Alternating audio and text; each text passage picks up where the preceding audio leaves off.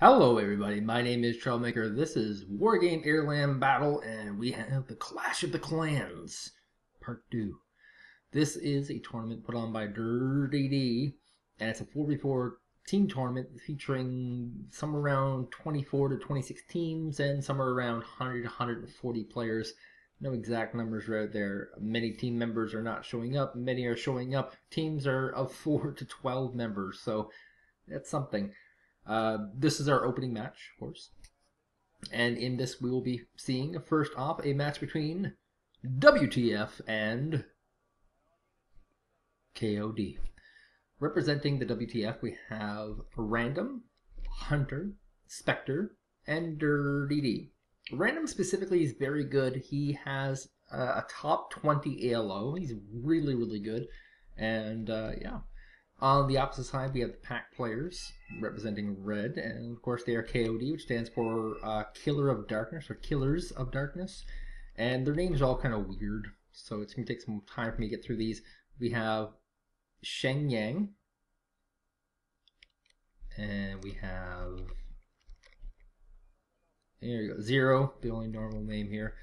This guy's got a badass name, which I get to that one. There's Knuckle 47 Burcut. And our final member is, where is he at? Because they all have really long names, too.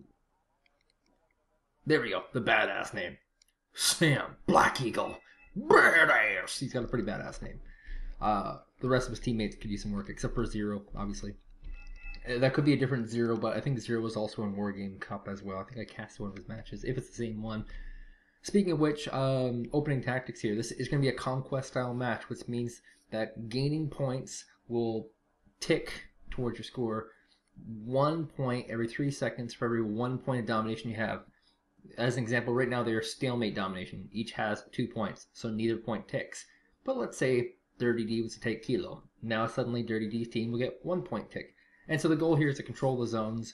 There's no real worry about losing units. However, if you lose too many units, then suddenly your opponent overwhelms you and takes all the bases. So as far as an opening tactic goes, I give the superiority off to Team KoD. They're using a lot of these helicopters, carrying in lots of infantry, and this is going to allow them to secure a much further forward position, which will allow them to secure more points. Opening tactic advantage goes to KoD. This is just really good. I think they have a pretty good understanding of how this style of game works, and I think this should work out pretty well. See, there's a lot of AA here. And some tanks and some AA helicopters, and over here probably the same thing, lots of AA and a few infantry. There's one Lynx here with one infantry in it, so I think we're going to see a very different set of styles here. I think from KoD we're going to see some airborne infantry moving forward, trying to go for a very early win, whereas it looks like what WTF is going for a pretty air and ground game, where they're trying to get air superiority by having a ridiculous amount of AA, and then have nice, powerful tanks to steamroll the competition. That's what it looks like anyway. We'll have to see how this turns out. Yeah, this is first round of the tournament, and this is on Telemark. And this is a pretty popular choice for 4v4, largely because of all these 1 point bases. It does make for a slightly slower game, but it does mean that there are consequences to your action. Whoa, we have lots of aircraft coming out already, so we're going to slow-mo this real quick. Whoa! Slow-mo real quick. We have a Phantom here. And Phantoms, of course, are your 340 kilogram bombers. And then we have an F-15 Eagle, basically coming here to provide some air support. So the Phantom did get its bomb off, and there is an air superiority fighter here. Actually, no, that's a bomber of its own. And the goal of this is he's going to use this first one to soak some damage from an enemy air superiority fighter, and then bring in his air superiority fighter to kill the enemy one.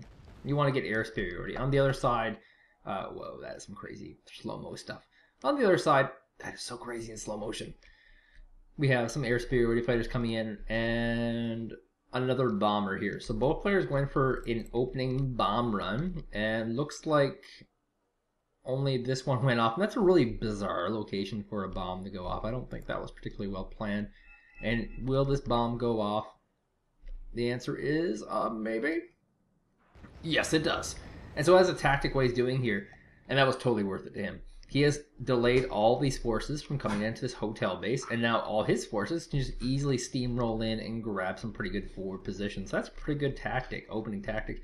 And as you see the helicopters once again rolling on in, going to get some opening ground here, which means that it will become very expensive to try and liberate these areas. That's what they call it, liberation.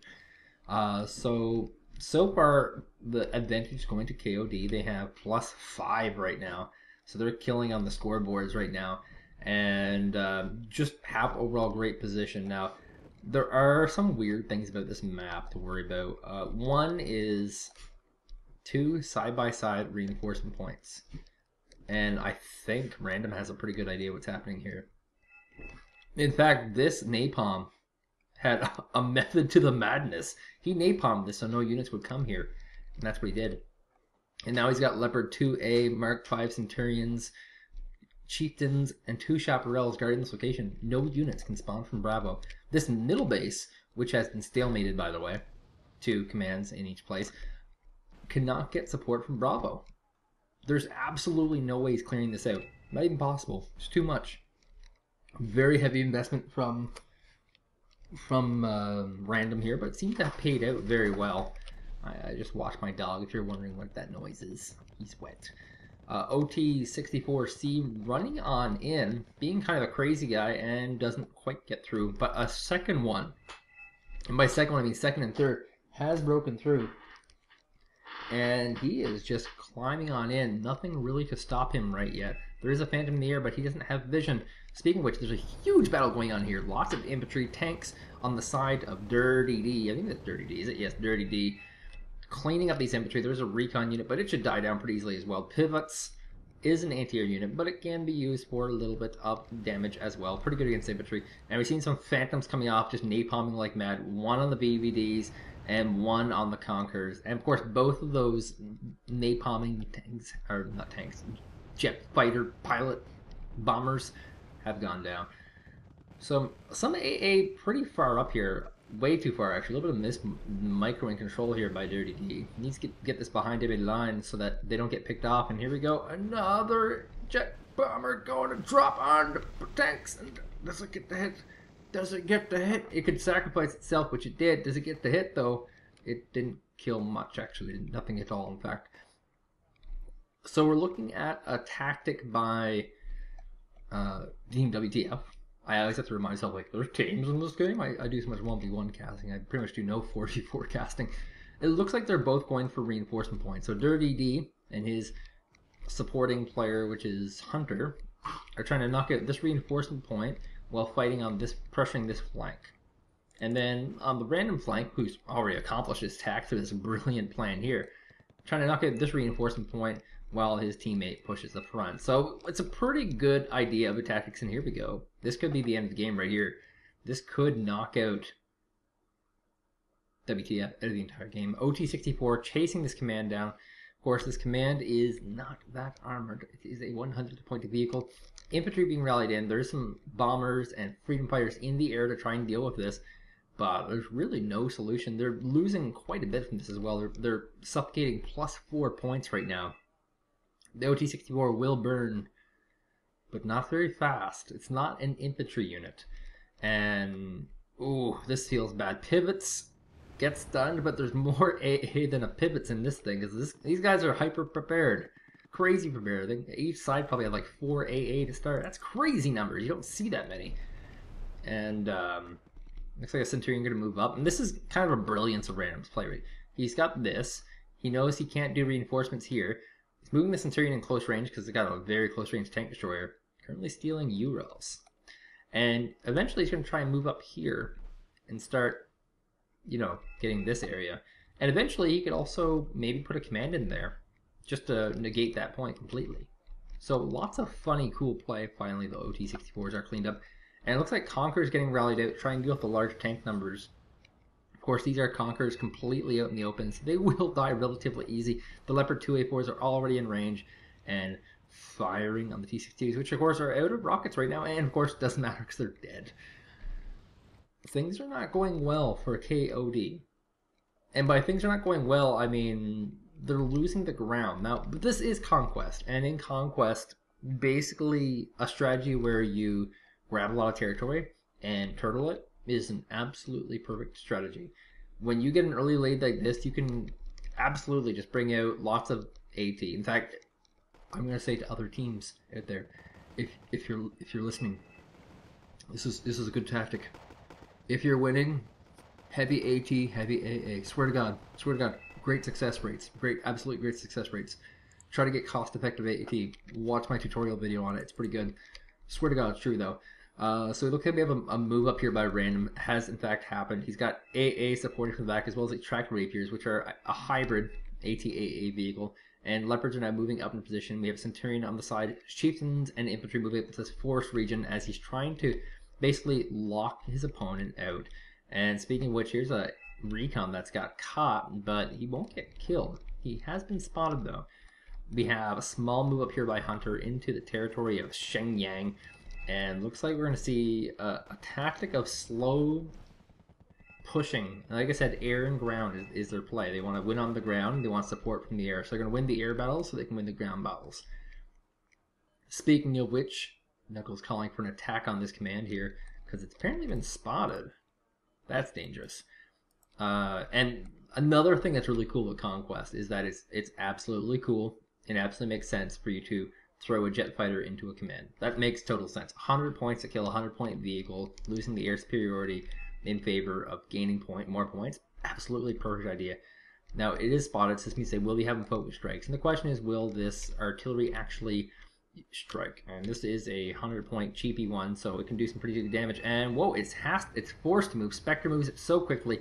1 point off, and oh my god, it's dead. It is dead. And speaking of dead, sup WTF, they seemingly are dead. They have gained a little bit of ground on this flank here. The command is forced to move, but it will secure back again. This command also forced to move a little bit. It's not forced, I don't think. I don't think it's moving. It's moving for almost no reason at all. And actually this one was absolutely neutralized by Hunter. So small ground being made here, ever so small by WTF. Trying to get back into this, and it could potentially be too late. We're at 377 out of 600 points for Team KoD, and yeah, WTF has the position, but they have to get the points, and that's the key here. I mean, there's a lot of mistakes that are being made here, and a lot of, whoa, this is an interesting situation. We have a Leopard 2 here. Random, in his genius, in his brilliance, the greatest player ever made, has put a Leopard 2 here. Leopard 2s are like insanely armored. It's like a 15 forward armor tank. It can actually hold its own against other tanks. That's how good of a command it is. And he's put it there just so that it doesn't die. And, you know, it's smart. It's really smart, and nobody does that. Except for apparently Random. And looks like US Marines caught in the open, need to get to shelter. And there is some AT supporting here, but just not that much. A Jago Panzer as well with his tank destroyer weapon going to come up and try and do a little more damage, but once again, just not really a lot of support. BMP 1D needs to get rid of those infantry though before he loses them all, and he just might be able to win this because he's not dropping these infantry units. Every single one of these rockets is massive losses for the pack side. And this US Marines actually might just survive. And here he goes. He's deployed the Motos Turelkis. Yes, Motos Turelkis. And they will be firing the US Marines. BMP 1Ds might be on their way out as he moves into a trap of AT nests. And they could actually easily survive this. And oh yeah. Basically 400 out of 600 is 2/3 or almost 70%. Oh my god, what the hell just happened there?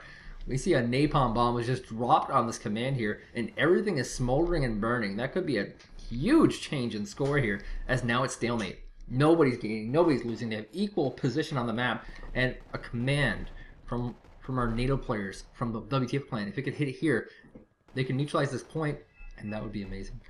Speaking of which, lots more points getting neutralized left and right, positions being gained, flanks being created and surrounded, and this could still anyone's game.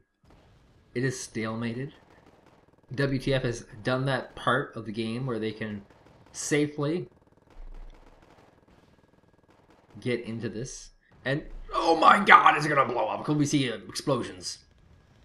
Explosions! Yeah, this didn't kill it though, so it's not a real explosion. So it looks like the U.S. Marines now gonna die. And helicopter getting chased off by the enemy helicopter. Why don't I cast 4v4 games? Well, the simple answer is that is too action-packed. There's no mid-game. There's no point for me to rant and fill in time. Stuff just keeps happening. It's like, stuff happened, and oh my god, BMPT getting thrown into 2As. Oh, those Leopard 2As are too good. And here comes a Kloss recon. Does it spot all these units? The answer is no. It spots the helicopter which was firing, but not all the units. It does know there's something in here though. Not much. Leopard's going to continue pushing forward. This position has been completely evacuated. Now we see a +5 for Team WTF. They're back in this, and they could potentially win this as long as they don't make any mistakes. And now that they're in a position where they're winning, it's possible they might just sit back and defend, which is smart. Of course, this skirmish is very, very important. And this is basically Random's flank can't move anywhere. He can't do anything. He can move around the side here, but there's Conquerors here. Basically, this is the big battlefield right now for this flank. Cleaning out this area so that he can hit from this side here, or move into this section. Either or. This is kind of a settled matter. This is going to be stalemated for quite some time. It's too expensive to remove this unless they use artillery units or whatnot. And looking onto this side, looks like this side's basically done too. I mean, there's a little bit they can do over here, but not too much. There's too many good AT positions here. So look how wide open this area is. If they were to put AT here, it's just too risky. I don't think the WTF clans are going to really risk that. Even though there's nothing there right now. There's like a single PTR Factoria. I don't know why they chose this infantry here. It's kind of a weird choice to me. And yeah, but there's not too much AT here at the moment.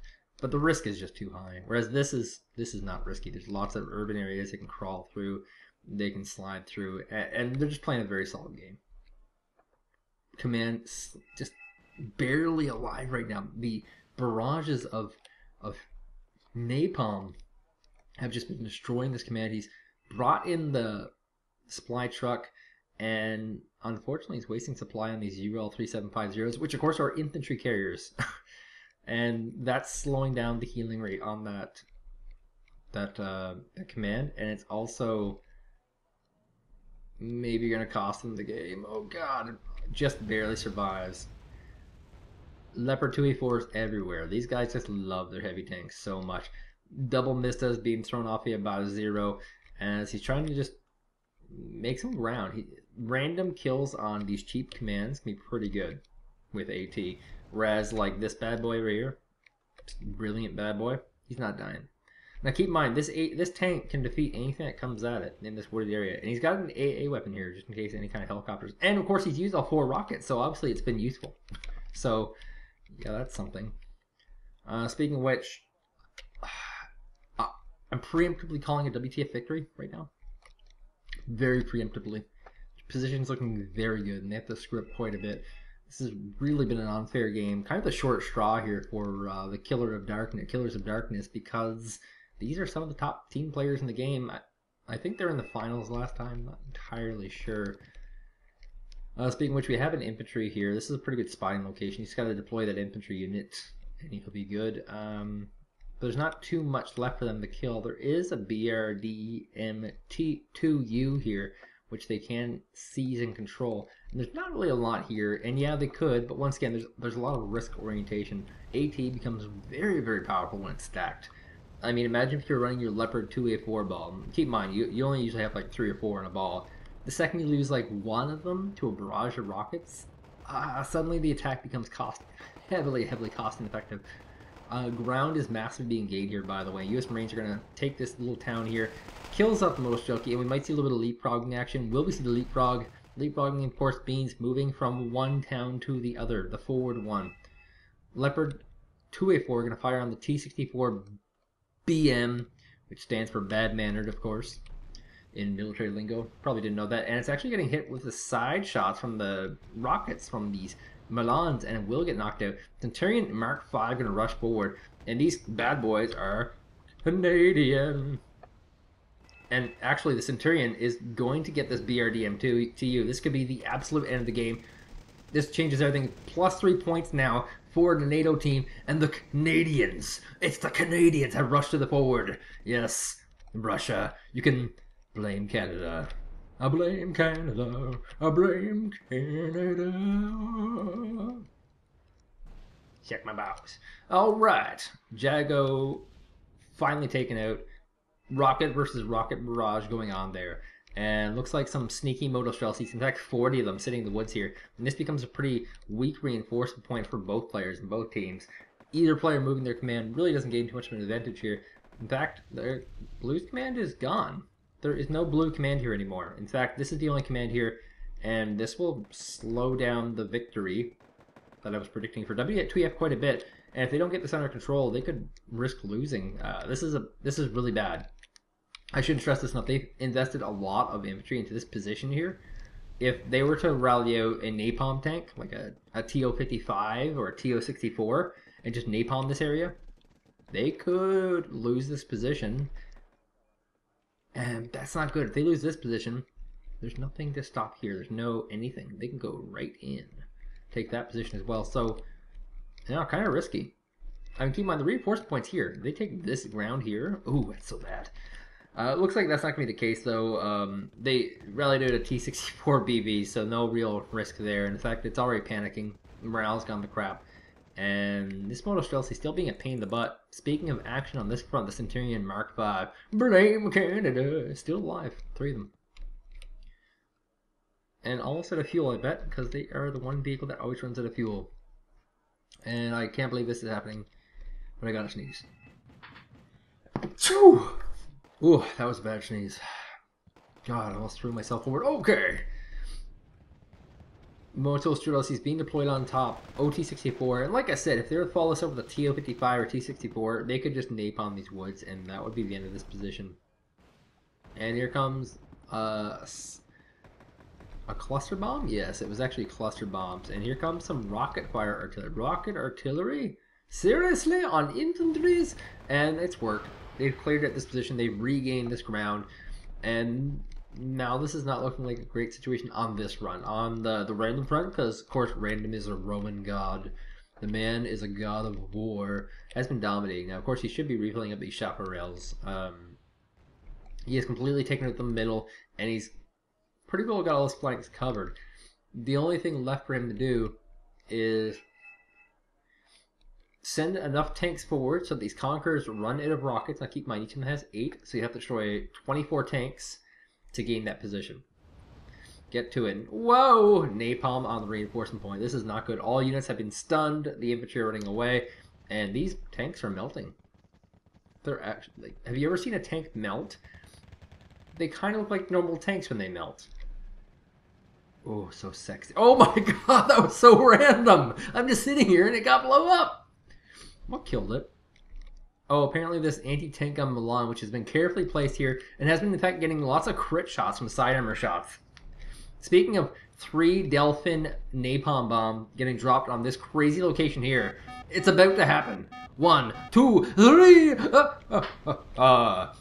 Infantry are burning, tanks are dying. Oh my god, Leopard 2A4 gonna die? I think so. It's gonna melt. And infantries have been desiccated. The infantries have been desiccated. It's a fantasy thing I've heard about. My girlfriend tells me about the desiccation. And yeah, like that's pretty good. These are some pretty good late game moves. We're looking at a point now though that WTF is now +6. They have caught back up, which should be impossible, and are back in this. The Super Entendard fire stop. Its payload is gone.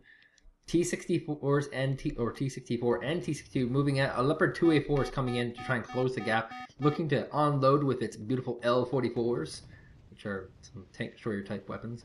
And these tanks are just not hitting the right stuff. They're moving into infantry, not going to be the right choice. does get 1 infantry. Will they get the Hussar before they're inevitably killed? Because keep in mind, he is exposing rear armor here, so that's kind of problematic. We have a helicopter coming in, and oh my god! Out of nowhere comes the Flakpanzer Jeopard hitting from the side. Looks like Flakpanzer hitting from the front as well, and all these helicopters are just going to die. This is desperation. Absolute desperation is setting in for Team KoD as they're sending anything they can forward to try and do anything they can, but we're now at +7. That is a crazy number. There's only 3 commands, sorry, there's more commands than 3. There's only 3 active commands along the map left for the Killers of Death, and this is surely the end of the world for them. And by the end, I mean they go into the losers bracket, because this is a double elimination tournament, and they will be getting a chance. Who they face?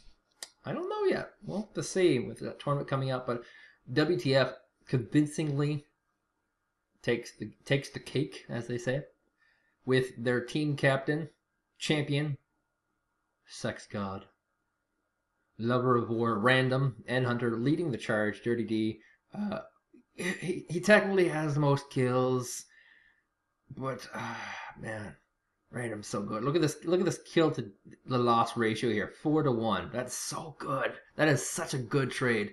Better luck next time. Sam Black Eagle, you still have the most badass name in the game. Keep up the good naming work. My name is Troublemaker. I'll be doing matches as they come. Check back to the channel as often as possible, once a day at least, to see if there's any new matches up. And you can subscribe to the channel. It'll pop in your news box. So I'll see you guys when I have another game.